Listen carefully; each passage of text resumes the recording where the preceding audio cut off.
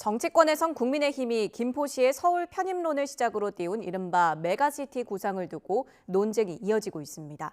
국민의힘은 다른 수도권 지역의 서울 편입은 물론 부산, 광주 등 지역까지 광역화 논의를 확대하겠다는 입장이지만 민주당은 선거용 전략이라며 시급한 교통 문제부터 해결해야 한다고 주장했는데요. 취재기자 연결해 보겠습니다. 나혜인 기자. 네, 국회입니다. 네, 서울 광역화 문제를 두고 휴일에도 여야가 메시지를 계속 내놓고 있군요.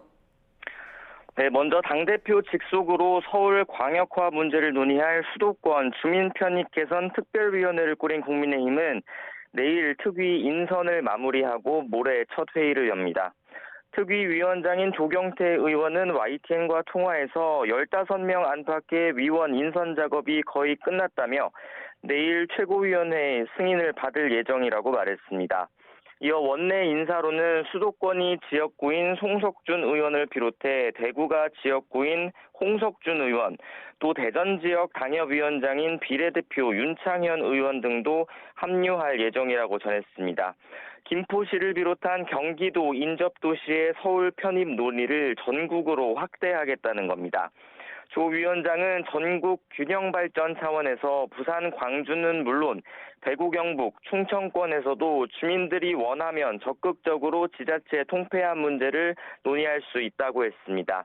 이에 따라 수도권 주민으로 대상을 한정한 현재 특위 이름도 수도권이란 말을 빼고 다시 정할 거라고 덧붙였습니다. 물론 논의의 출발점이었던 김포시의 서울 편입을 위한 특별법 마련에도 여당은 속도를 내고 있습니다. 반면 민주당은 여당의 제안을 총선용 정략이라고 보고 연일 날을 세우고 있습니다. 김포가 지역구인 김주영, 박상혁 의원은 조금 전 국회에서 기자회견을 열고 여당이 지금 당장 풀어야 할 지역의 산적한 현안은 무시한 채 서울 편입이라는 주장만 내놓고 있다고 강하게 비판했습니다. 이어 국민의힘 김기현 대표와 특위 위원장을 맡은 조경태 의원을 겨냥해 이런 주장이 허풍이 아니라면 내년 총선에서 김포 지역에 출마하라고 쏘아붙였습니다. 다만 민주당은 수도권 민심을 고려해 서울 광역화에 관한 명확한 찬반 입장을 밝히진 않고 있습니다. 대신 지역의 교통대란 문제부터 해소하겠다며 김포 지역 지하철 5, 9호선 연장 문제 등을 시급히 해결하자고 여당에 제안하고 있습니다.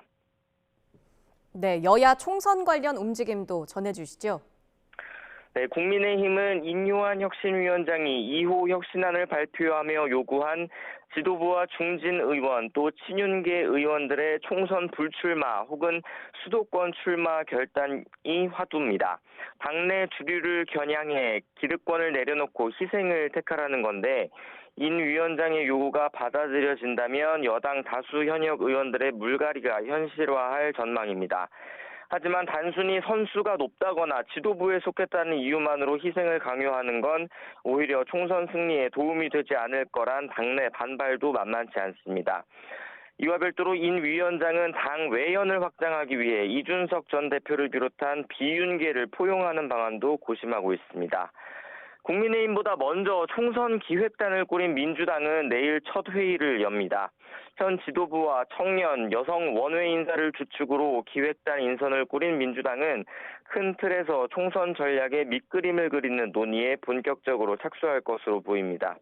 하지만 당내 비주류와 비명계가 여전히 이재명 대표 체제의 총선기구 아래에서 내년 총선 공천, 불이익을 받을 수 있다고 우려하는 만큼 당내 갈등 불씨는 살아있는 상황입니다. 민주당은 이르면 이번 주 인재영입위원회도 띄우며 총선 체제 돌입에 속도를 낼 것으로 보입니다. 지금까지 국회에서 전해드렸습니다.